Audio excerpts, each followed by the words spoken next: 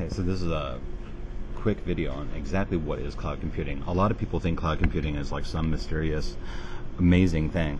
But think of cloud computing more like Legos. You can take components and put them together. One of the best examples I've ever found of exactly what cloud computing is that it's the use of computing resources, hardware and software, that are delivered as a service over a network, typically the internet, but it can also be a virtual private network. It can be an internal virtual private cloud. There's all sorts of different ways of slicing and dicing this one. The name comes from the use of a cloud-shaped symbol as an abstraction for the complex infrastructure it contains in system diagrams. Cloud computing entrusts remote services with the user's data, software, and computation. But again, it's also really easy to kind of think about this like Lego bricks. You put components together to design a computer system. You have the base core brick, which would be your EC2 and Amazon, but then you can add all sorts of other things to it to make it more interesting as you kind of go through the day, right? Cloud computing is not. It's not an answer to all business computing needs or wants. There are some things cloud computing does very, very poorly, and you definitely don't want to use cloud computing for that. Cloud computing requires a new skill set for people who are working in virtualized environments. Older data center skills often have a hard time translating to the cloud computing environment. And it makes it a lot harder for people that have to touch and feel the computer or the server to actually go do work on it. Everything becomes virtualized. Everything becomes something other than something you have direct physical access to. And that has huge ramifications for things like governance and security and management and all the other stuff. Cloud computing is not suitable for all computing problems. There are some computing problems where having individual laptops, individual desktops, or individual data centers actually make more sense than actually moving it into the cloud. Like right now, there's a big, huge argument whether having a cloud computing render farm is cheaper than having an actual render farm that you build on your own. It all depends on how you need that render farm and how often you need that render farm for each year. Cloud computing has a very different solution set for information security and forensics than the traditional network and data center. Again, this relies on the idea that you can't touch anything. And the hypervisor, the only traffic you're going to see is traffic that's aimed right at you. So there's huge differences in how information security, data forensics, and even other kinds of forensics like accounting forensics will actually work in the cloud computing environment, right? Cloud computing is similar to, right, and this is also from Google itself, autonomic computing, computer systems that are capable of self-management. There are management and monitoring tools that you can use, buy, or get, or use that will help computer systems self-manage themselves, fire up new instances, automation, and all the rest of it. It changes the client-server computing model quite significantly. Right? Grid computing, if you're familiar with like protein folding at home or SETI at home, these are basically distributed parallel computing where everyone's looking for something. Grid computing is great for taking tasks where you're using a system like Hadoop to find that needle in the haystack. The mainframe computer, powerful computers, basically you have your EC2 or you have your Azure computers, and they become your mainframe. You can do client services on that. Utility computing, this one is the one that you're actually going to really hear more in that. Cloud computing is very similar to utility computing. You only buy what you need, when you need it, how you need it. It's metered like electricity. Peer-to-peer, you can do a distributed architecture across the planet without having the need to coordinate stuff. People upload in one spot and it's automatically distributed across the planet. Systems like CloudFront will do that for you. On-demand gaming, if you're into an MMORPG, if you're into some World of Warcraft, something like that. On-demand gaming, you do things as you need them, when you need them. All your gaming data is stored on the provider server so that the gaming will be independent of whatever you use on the client computer. Right, so cloud computing really does serve an awful lot of different ways of looking at stuff and looking at the way that you do computing now. It's very different than what we're used to. There's a number of different kinds of cloud computing. The top four are basically the ones that you're going to see all the time: infrastructure, platform, software, and network. Right? All of these are as a service. But you can also see things like storage as a service with S3, security as a service. There are actual cloud-based security solutions that will go back and then scan your internal network looking for problems. Data as a service, when you take a look at the mass amounts of data that are pulled off Facebook, pulled off social media, pulled off your credit cards, pulled off public records, pulled off all the background checks and everything else you can do, you can actually make these huge databases and then provide that data as a service.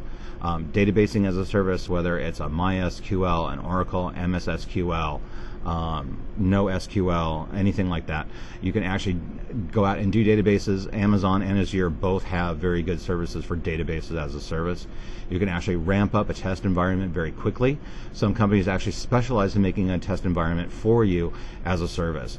Desktop virtualization, Citrix got into the virtualization game really early on, and you can actually buy Citrix systems that you can then put over CloudFront, so people that are in China or people that are in Berlin or in London or in Ireland can all log into that whole desktop virtualization environment that you build with Citrix over the cloud. Right?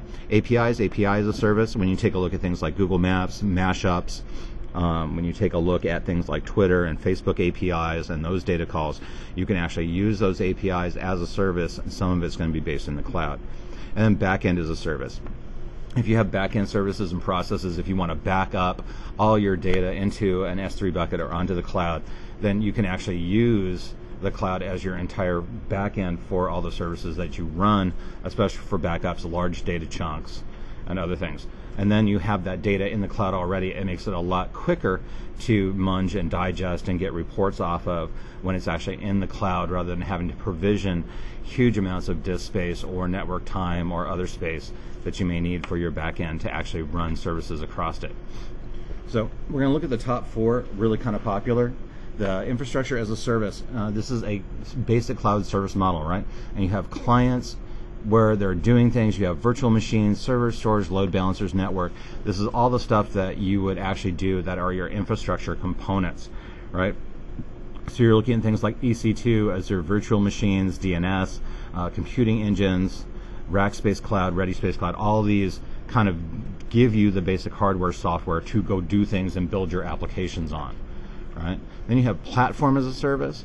The platform cloud is a computing platform that just includes the operating system, some stuff you can do with it, maybe some dev tools, right? It provides just the underlying computer and storage. There's really not a whole lot of network that you need to worry about that goes along with that. There's not a whole lot of back-end infrastructure that you need to worry about. You're really simply just renting hardware and software to do this. Software as a service, this model, you're going to see things like Salesforce.com. You're going to see things like other big cloud providing services, Twitter, Facebook, Google Drive, Google Mail.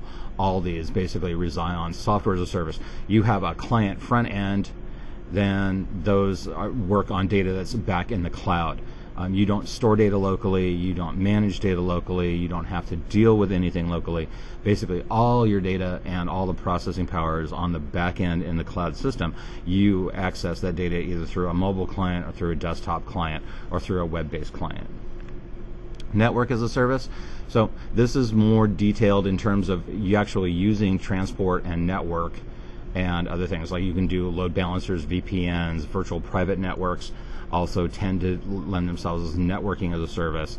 It optimizes the resource allocations by considering network and computing as a unified whole. In other words, everything here together kind of makes what we need it to do, right? So networking as a service kind of provides you a little bit more continuity between the various components that you're putting together, and you can actually then go manage and track based on the network level, right? There's four common deployment models: the public, community, hybrid, and private. Public cloud is just that. It's an infrastructure that's made available to the general public for large industry groups, right? It's owned, sold, sold off as a service. So Amazon EC2 is a very good example of that, right? A community cloud. Basically what we're doing in this classroom is, be a good example of a community cloud. It's shared by several organizations. It's shared by all the groups here at the school. And we kind of do what we need to do with it as we go through, right? And all of the policy, compliance, and everything else is managed by that. A hybrid cloud infrastructure is a composition of public, private, community, right? So it can be bits and pieces of various different components, right? And then a private cloud is one that's used solely for the organization. So Google would use its own private cloud within its own auspices of its own data centers. Microsoft, same thing, right? So you may have components in the cloud, but it's not accessible by the general public, and it's not intended to be accessible by the general public. There's some very serious privacy issues right? Cloud model has been criticized a lot, in which cloud hosting providers can monitor your data at will. But it's not necessarily your data. There's things that your cloud provider needs to do to keep their networks that you're renting time on up and running and good to go. Amazon and other cloud providers are pretty much so hacked on a regular basis. There are people in there all the time wanting to do things, try to get into these services, because when you've got that much horsepower in terms of computing processes and you've got that much bandwidth, you're actually in really good shape in terms of how it goes, right? You also have to worry about what the government wants to do, right? There are secret programs, secret monitoring programs. There's all sorts of processes where the government and the European Union, right, are still arguing over how does the legal environment work on this, right? So when you're taking a look at that, privacy issues, if you know and think and go through the process of how can Amazon or Microsoft or Rackspace or any of these other providers actually keep your data private, we have to worry about legal jurisdiction, legal concerns, where your data acts, how it's encrypted, who uses it, when it's used, and what it's used for. FISMA, HIPAA, SOX, PCI DSS. We have data protection, things like FERPA for colleges and all the rest of it. SaaS 70 Type 2 audits, right? We all have all these regulations that we need to deal with.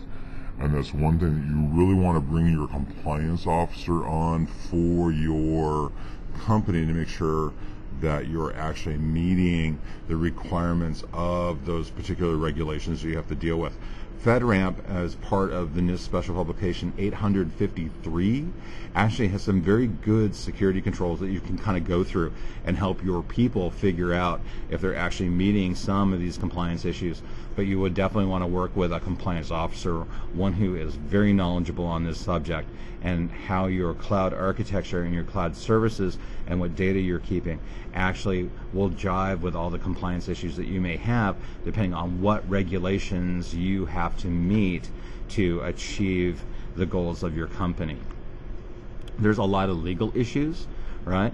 And this is one thing where the law has not caught up with cloud computing yet. Trademark infringement, security, sharing of proprietary data. The Electronic Frontier Foundation, the EFF, has criticized the United States government. The mega upload case has turned into an absolute disaster along the way, with bits and pieces of it being thrown out by the New Zealand company. Now, Mega Upload was a registered in Hong Kong company with offices in New Zealand, but had data stored in a data center in Charlotte, North Carolina. When the United States government went through and did their search of the data and literally shut down that company, they did it based on the auspices the data was at rest in a North Carolina, United States data center, even though the company was a Hong Kong registered company with main offices in New Zealand, right? So that just turns everything on its head. If you store data in the United States, can the United States then shut down my company that's registered in a foreign country because the data is at rest here in the United States, right? So that's that problem of who is in possession of the data. If the cloud company is the possessor of the data, then that possessor has certain legal rights. If the cloud company is just simply a custodian of the data, then there's a whole different sets of rights that apply. And this is the one place that we don't know who owns what, and this is still a very gray area in terms of legal issues, and something that needs to be further explored and good laws written about how data is owned, used, who's the custodian, who is the possessor. Security issues. Security issues are huge when it comes to cloud computing. There are, not just at the hypervisor level in the cloud, but in the neighborhood that you exist in on that, also the APIs, how data is used, how the programming goes for the application that's being designed, and how that rests on top of EC2. You have all these security issues.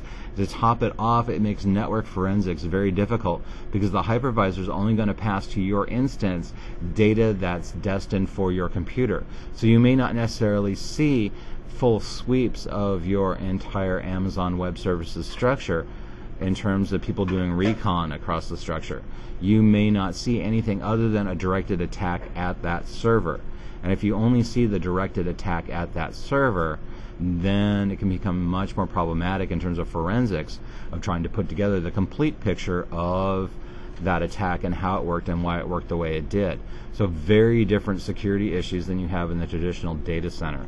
There's also a number of tools, but they're not very, very good tools for managing security in the cloud, managing updates in the cloud. So there's a lot of work left to be done on how to do security management, security forensics, network forensics, and patch management, and all the other things that would go along with security that are very mature when it comes to in-house data centers, when it comes to servers you can actually touch, feel, and then trace and go back. The U.S. Patriot Act. This is a really interesting case study, and it's from zdnnet.com. The Patriot Act gives the United States government the ability to basically go in and grab any data it wants off of any data server with or without a warrant, depending on how this process is done. And now there's this huge row over the EU data privacy standards and the standards that are in the USA Patriot Act. So much so that Microsoft and Google and Amazon have had to work out how the Patriot Act influences how they allow law enforcement or the government to come in and take a look at the data that's actually on those servers. So Microsoft believes that customers should control their own information. Law enforcement, of course, they're going to turn it over.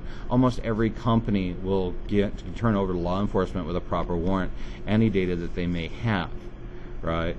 So depending on their guarantees, whether the data resides in the EU, whether it resides in the United States, the Patriot Act really kind of complicates that entire cloud computing business model in such a way that it's actually cost some business to United States cloud computing providers because of proprietary copyright, privacy, and other kinds of data laws that go along that already actually exist.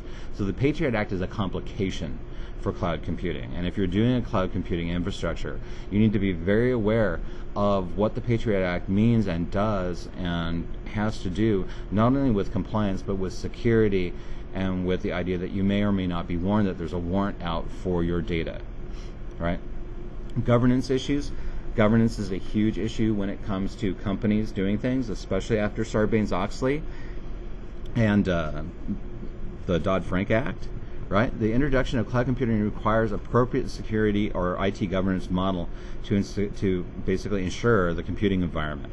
Right? It has to work with all the organizational information policies. So you have to actually make a new set of capabilities when you're doing your managing and implementing your cloud services, including demand, relationship, data security, application, risk, and compliance management.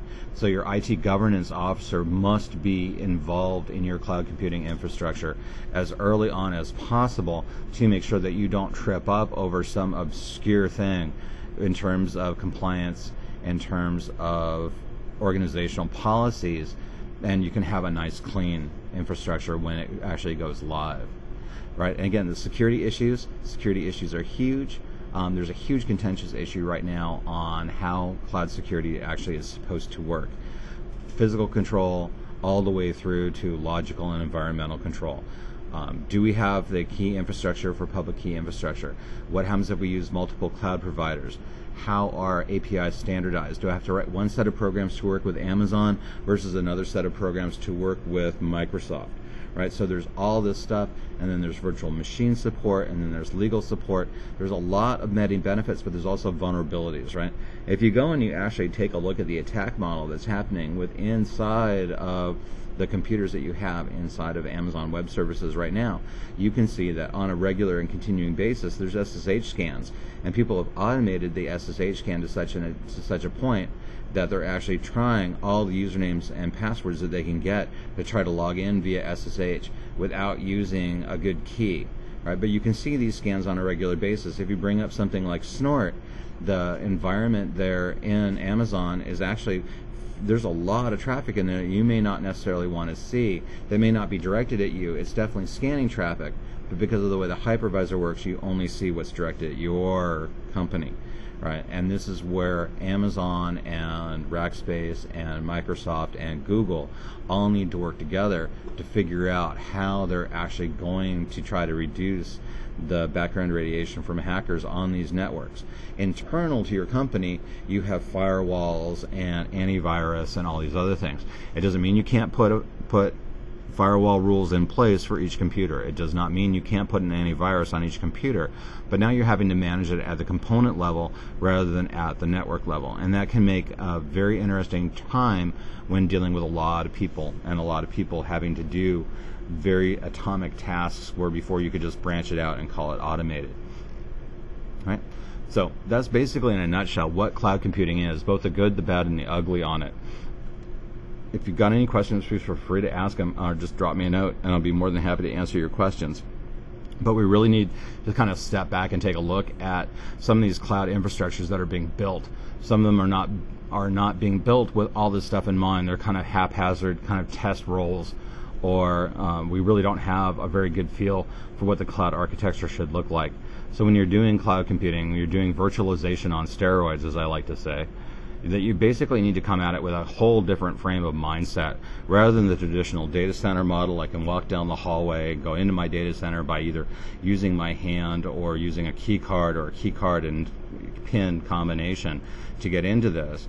When we're pulling things away and we're kind of taking a look at them virtually, how do you manage working systems that you can't touch or feel? What are your policies going to be, and how well do your current policies then branch out into that environment? So things to think about with cloud computing.